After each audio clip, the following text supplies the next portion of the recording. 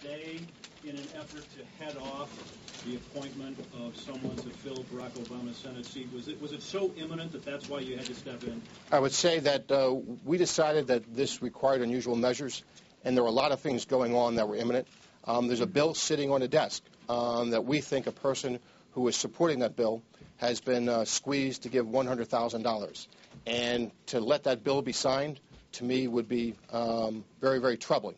There's a hospital, Children's Memorial Hospital, believing that it's getting $8 million, but its CEO has not coughed up a campaign contribution. And the thought that that money may get pulled back from a Children's Memorial Hospital is something that you cannot abide. There is an editor that they'd like fired from the Tribune.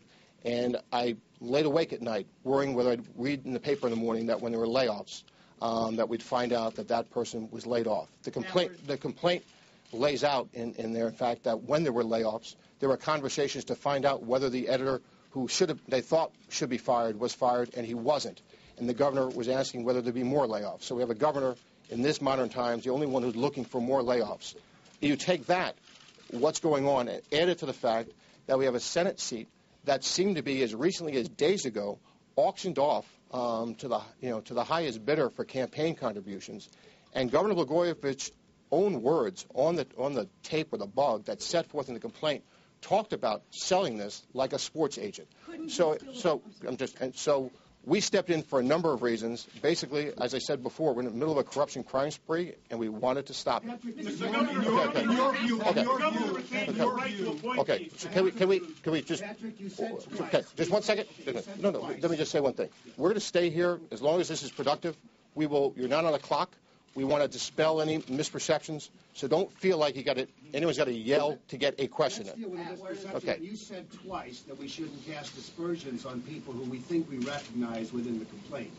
Does that mean that all of these people are beyond blame in any way? I mean, some of the things in the complaint point a very kind of a tacky finger at some people, their willingness to play. And if pay to play is illegal, isn't the willingness to play also culpable, even if you didn't charge today? What I'm trying to say is this. Look, we never give, and I think anyone who's from Chicago knows, you've heard it 1,000 times, we don't give clean bills of health. And what I've always been afraid of is if you say, did Carlos or me or we in trouble, I'm never going to say no, because that's just our practice. But I don't want people, when they answer those questions, to imply that someone is in trouble. What I'm trying to do is explain caution about a complaint. When someone says something that's on tape, largely they're stuck with it. But when someone says something on tape about someone else, you usually want to do more investigation to verify what it is that happened. And we're going to do that investigation and verify what it is that happened, what didn't happen, what the circumstances are. There may be people who had no idea what was going on, had no idea they were being discussed. There may be other people who were involved in things they shouldn't have been involved in, and we're going to sort that out. And we're going to see, some things will be black and white and some things will be shades of gray. And what we wanted to make clear is that a complaint sets forth charges against the governor and Mr. Harris, and we put in their mindset. So if what they understand when they're scheming is important to the probable cause of what they were planning to do when they schemed. We'd like to see what schemes were carried out or not, who made contributions or didn't, that sort of thing. And for that, we don't draft complaints with that in mind. And we want people to take what we say with more than a grain of salt, with a whole lot of salt. But we're saying we're going to go out and going to do an investigation. If other people did wrong, we'll deal with that. Please address one thing, and that is when Rod Blagojevich walks out of here today, unless I'm mistaken about the Constitution of Illinois, he will still be governor. He will still have the power to make the appointment to the Senate seat. He will still have the power whether or not he's going to sign the bill that you're concerned about. Also, would you address the fact, and I know you referred to this, would you just address whether or not President-elect Obama was aware that any of these things were taking place? Okay.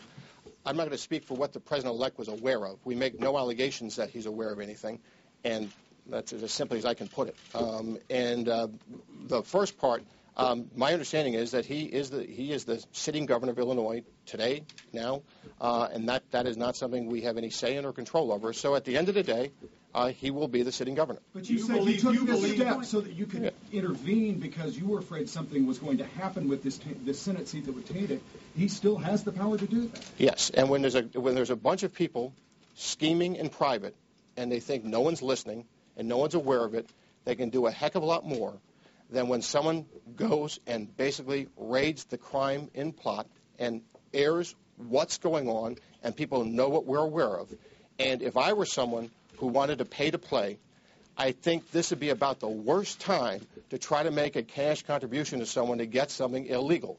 And there's a lot to be said for exposing this to the sunlight. So this is a criminal prosecution that we will see through the court system. He is presumed innocent. But I was not going to wait until March or April or May to get it all nice and tidy and then bring charges and then say, by the way, all this bad stuff happened because no one was aware of it back in December.